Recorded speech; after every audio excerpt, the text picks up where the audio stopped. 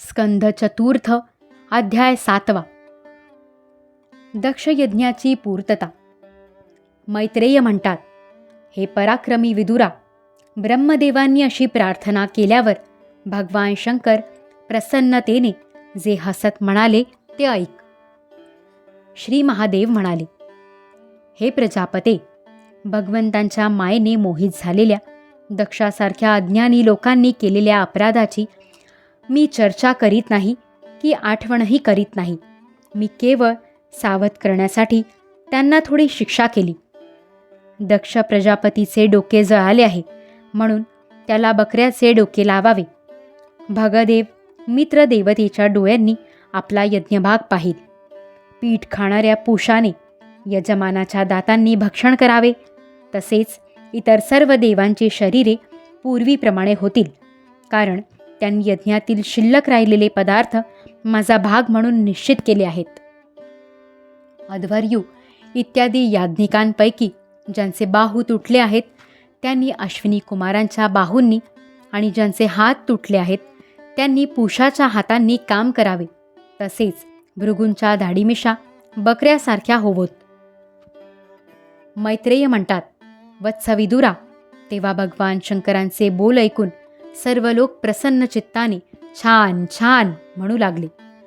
नंतर सर्व देवांनी आणि ऋषींनी दक्षाच्या यज्ञशाळेत येण्याची महादेवांना प्रार्थना केली आणि त्यांना व ब्रह्मदेवांना बरोबर घेऊन ते तेथे गेले. तेथे जसजसे भगवान शंकरांनी सांगितले होते त्याप्रमाणे सर्व कार्य करून त्यांनी दक्षाच्या धडाला यज्ञपशूचे डोके जोडून दिले. डोके जोडले गेल्यावर रुद्रांची दृष्टी पडताच दक्ष ताबडतोब झोपेतून जागा झाल्याप्रमाणे उठला आणि आपल्या समोर भगवान शिवांना त्याने पाहिले. शंकरांच्या द्वेषाने कलुषित झालेले दक्षाचे हृदय त्यांचे दर्शन होताच शरद काळातील सरोवराप्रमाणे स्वच्छ झाले. त्याला महादेवांची स्तुती करावी असे वाटले, परंतु आपल्या मृत झालेल्या कन्येचे सतीचे स्मरण होऊन स्नेह आणि उत्कंठा यामुळे त्याच्या डोळ्यात अश्रू आले. त्याच्या तोंडून शब्द बाहेर पडेना. प्रेमाने विव्हळ परमबुद्धिमान प्रजापतीने कसा तरी आपल्या हृदयातील दुःखावेग आवरून विशुद्ध भावनेने भगवान शिवांची स्तुती करण्यास प्रारंभ केला. दक्ष म्हणाला, भगवन, जरी मी आपला अपराध केला होता तरी आपण त्यासाठी मला शिक्षा करून माझ्यावर मोठाच अनुग्रह केला आहे. अहो, आपण आणि श्रीहरी आचारहीन नाममात्र ब्राह्मण असलेल्यांची सुद्धा उपेक्षा करीत नाहीत, तर आमच्यासारख्या यज्ञयाग करणाऱ्यांची उपेक्षा कशी कराल? विभो, आपण ब्रह्मदेव होऊन सर्वप्रथम आत्मज्ञानाचे रक्षण करण्यासाठी आपल्या मुखापासून विद्या, तप आणि व्रतादी धारण करणाऱ्या ब्राह्मणांना उत्पन्न केले. म्हणूनच जसा गुराखी काठी हातात घेऊन गायींचे रक्षण करतो, त्याप्रमाणे आपण त्या ब्राह्मणांचे सर्व संकटांपासून रक्षण करीत असता. मी आपल्या स्वरूपाला जाणत नव्हतो, म्हणूनच आपल्याला भर सभेमध्ये माझ्या वाघबाणांनी घायाळ केले. परंतु माझा तो अपराध आपण मनावर घेतला नाही. आपल्यासारख्या पूजतमाचा अपराध केल्यामुळे मी नरकादी नीच योनीत जाऊन पडणार होतो, परंतु आपण आपल्या करुणामय दृष्टीने मला वाचविले. आता आपणच आपल्या औदार्यपूर्ण वर्तनाने माझ्यावर प्रसन्न व्हावे.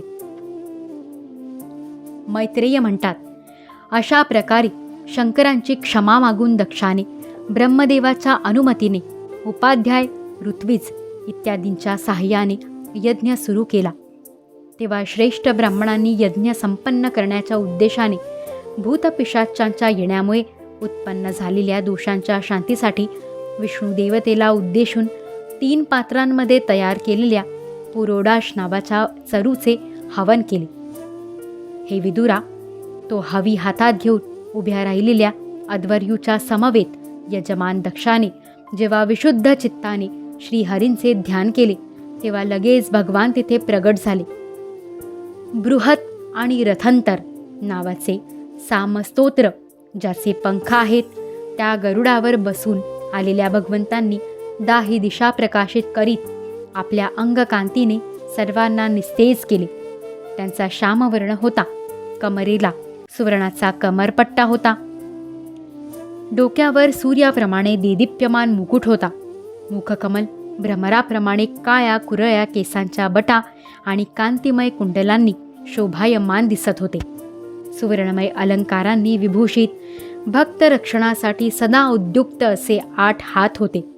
त्या 8ही हातांमध्ये शंख, पद्म, चक्र, बाण, धनुष्य, गदा, खड्ग आणि ढाल घेतलेली होती.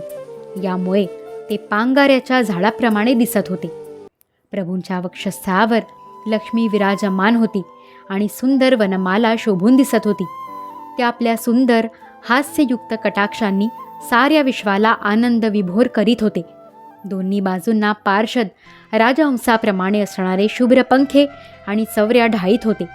ते वर चंद्राप्रमाणे शुभ्र असणाऱ्या छत्राने शोभून दिसत होते. भगवंतांना आलेले पाहून इंद्र, ब्रह्मदेव आणि महादेव आदी देवेश्वरांसह सर्व देवादिकांनी ताबडतोब उभे राहून त्यांना प्रणाम केला.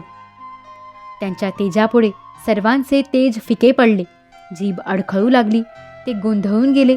अशा स्थितीत ते सर्वजण मस्तकावर हात जोडून भगवंतांची स्तुती करू लागले.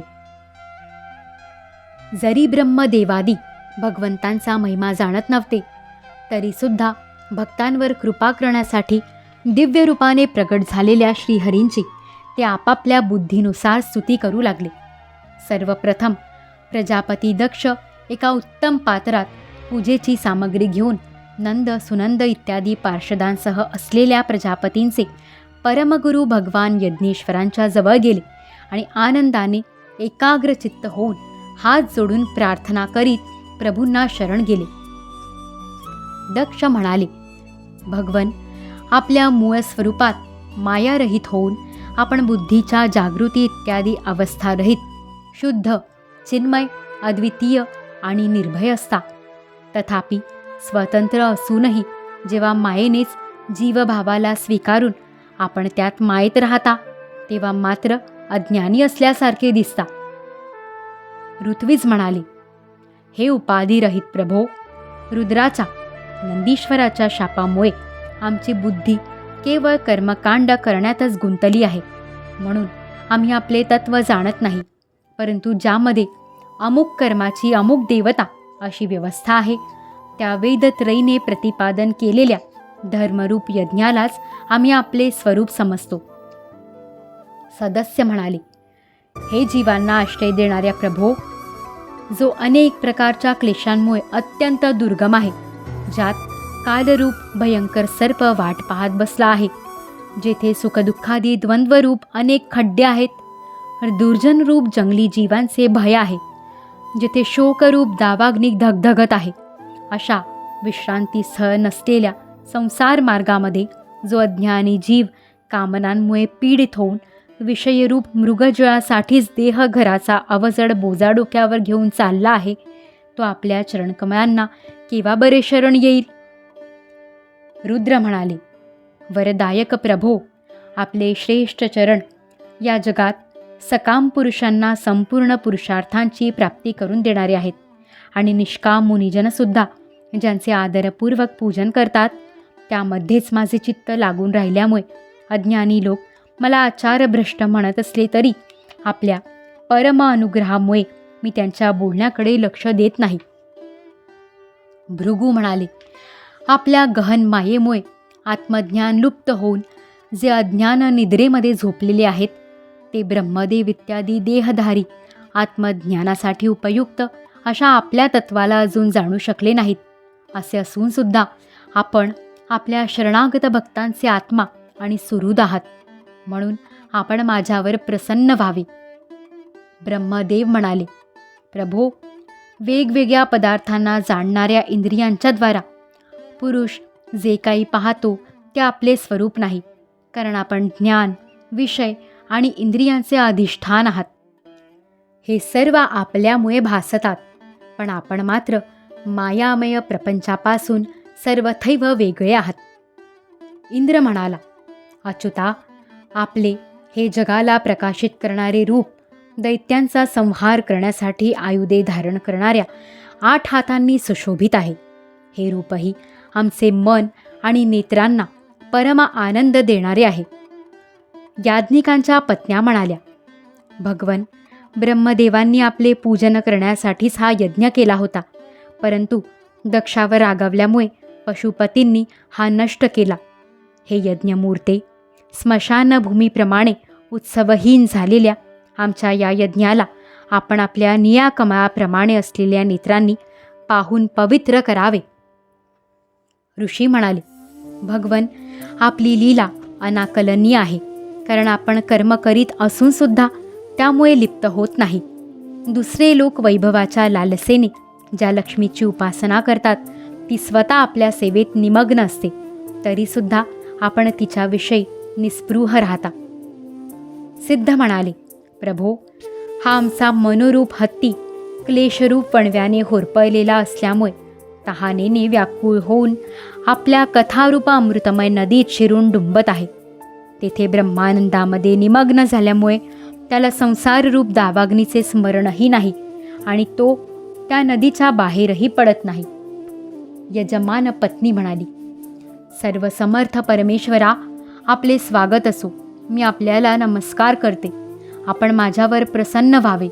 हे लक्ष्मीपते, प्रिय पत्नी लक्ष्मीसहित आपण आमचे रक्षण करावे.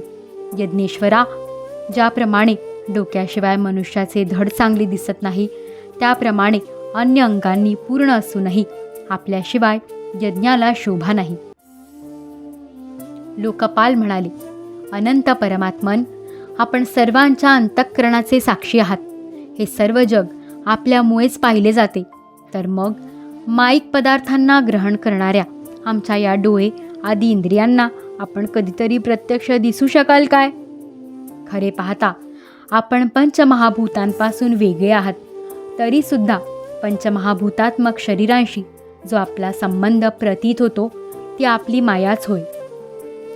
योगेश्वर म्हणाले, प्रभो, जो मनुष्य संपूर्ण विश्वाचा आत्मा असलेल्या आपल्यात आणि स्वतःत काही भेद पाहत नाही, त्याच्यापेक्षा अधिक प्रिय आपल्याला कोणी नाही. तथापि हे भक्तवत्सल, जे लोक आपल्या ठिकाणी स्वामी भाव ठेवून अनन्य भक्तीने आपली सेवा करतात, त्यांच्यावरही आपण कृपा करावी. जीवांच्या अदृष्टामुळे ज्यांच्या सत्वादी गुणांमध्ये मोठा फरक जाणवतो, त्या आपल्या मायेच्या द्वारा जगाची उत्पत्ती, स्थिती आणि प्रलय यांसाठी ब्रह्मादी वेगवेगळी रूपे धारण करून आपण भेदबुद्धी उत्पन्न करता. परंतु स्वरूप स्थितीमुळे ते भेदज्ञान आणि त्याचे कारण असलेल्या सत्वादी गुणांपासून सर्वथैव दूर असणाऱ्या आपल्याला आमचा नमस्कार असो.